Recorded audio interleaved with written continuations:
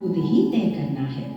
पहलगाम आश्रम 1975 में बना, अतः 1974 में दीदी जी के रहने के लिए पहलगाम में एक कुटिया किराए पर ले ली गई। महाराज जी प्रतिदिन प्रातः व सायंकाल में दोनों दीदी जी को अपने अन्य भक्तों के साथ साधना करवाते तथा 3 घंटे अपनी विशेष शक्ति का प्रयोग कर दीदी जी को अलग से साधना करवाते। महाराज जी स्वयं उस समय अपने ग्रंथ आदि भी लिख रहे थे। 1976 का साल रहा। दिन बसंत पंचमी का था, जब महाराज जी ने अपनी दोनों प्रिय शिष्याओं को पीला वस्त्र धारण करवाया। तब से अब तक हम दोनों दीदी जी को इसी रूप में देखते आए हैं। दीदी जी ने सर्वप्रथम जून 1977 में पहलगाम आश्रम में एक पेड़ के नीचे बैठकर 12 घंटे की समाधि लगाई। इसके पश्चात उनके द्वारा समाधि में बैठने की अवधि निरंतर बढ़ती गई। फरवरी 1978 में ऋषिकेश में 1 दिन की समाधि, पहलगाम में 1978 में ही 3 दिन की समाधि, 1979 में पहलगाम में 5 दिन की समाधि, 1979 में ही ऋषिकेश में 7 दिन की समाधि, 1980 में ऋषिकेश में 8 दिन की समाधि और 1982 में दिल्ली में 9 दिन की समाधि और इसके बाद 1983 में दिल्ली में ही 10 दिन की समाधि लगाई गई।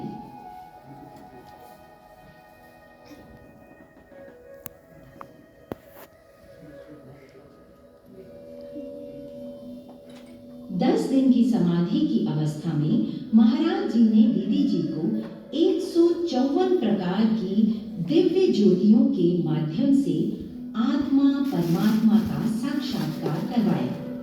दीदी जी की इस समाधि के पश्चात महाराज जी ने इसी आश्रम के वार्षिकोत्सव पर उस दिन कहा था कि मेरे पास लाखों भक्त इस योग विद्या को सीखने के लिए आए, परंतु मैं पूर्ण केवल इसी देवी सुश्री ललिता जी को ही कर पाया।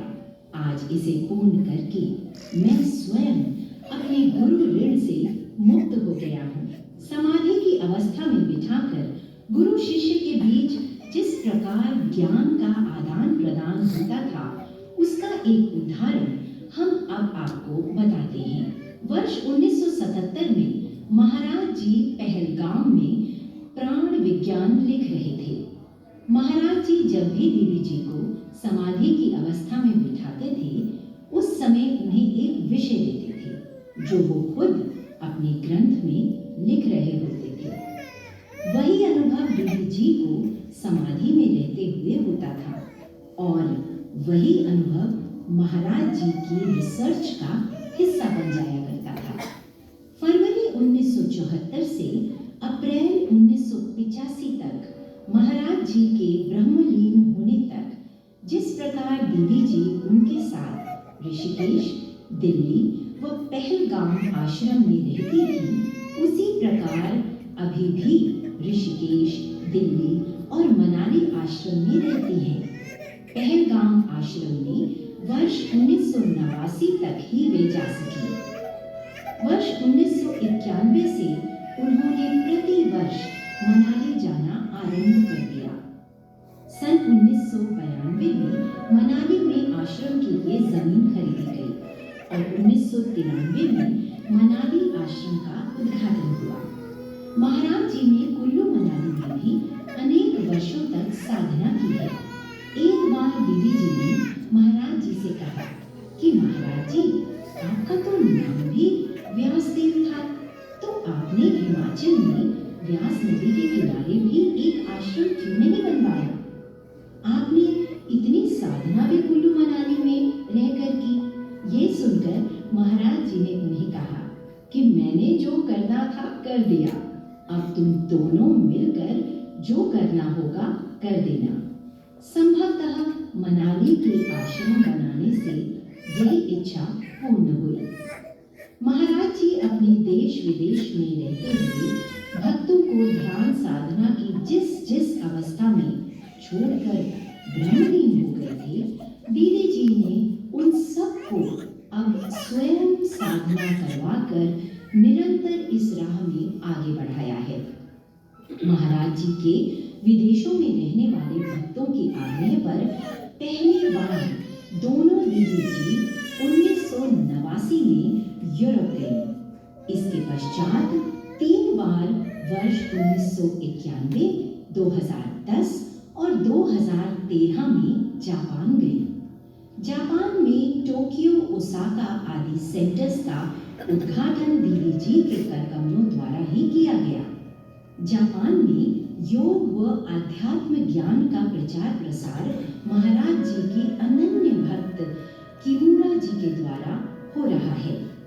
वे स्वयं महाराज जी के पास प्रतिवर्ष पहलगाम आश्रम में आकर साधना करते रहे हैं और अब मनाली आश्रम में प्रतिवर्ष स्वयं एवं अन्य भक्तों को लेकर दीदी जी के पास आते हैं। बेंगलुरु में रहने वाले अनेक भक्तों के आग्रह पर दीदी जी पहली बार अपना घर छोड़ने के पश्चात 1988 में बेंगलुरु गई। वर्ष 1999 में उन्होंने बेंगलुरु आश्रम का उद्घाटन, जो शहर से लगभग 50 किलोमीटर दूर है, किया। इस आश्रम की स्थापना 1970 में कन्याकुमारी में दीदी जी के भैया श्रद्धेय कन्याकुमारी स्वामी जी ने की थी।